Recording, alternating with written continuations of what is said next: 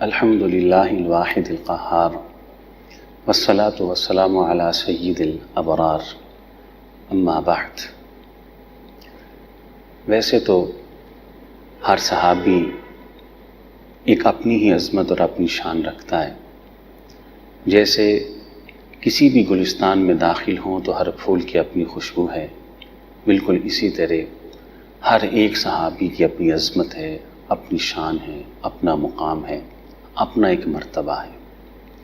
صحابہ کرام اگر ان کی وفاداریوں کا ذکر کیا جائے تو تاریخ انسانیت کے اندر جو وفاداریاں اور جو محبتیں صحابہ کرام رضوان اللہ علیہم اجمعین نے اللہ کے رسول سے کی ہیں وہ مثالی۔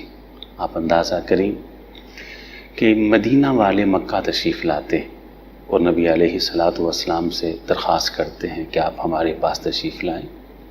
مکہ والے آپ پر بہت ظلم و ستم کرتے ہیں، تو آپ ان سے کہتے ہیں مجھے بتاؤ اگر میں مکہ چھوڑ کے تمہارے پاس آتا ہوں تو میرے ساتھ کیا سلوک کرو گے؟ حضرات صحابہ نے کہا تھا نمنعکم مما نمنع اولادنا، آپ تشریف لائیں، ہم اپنے بچوں کی طرح آپ کی حفاظت کریں گے۔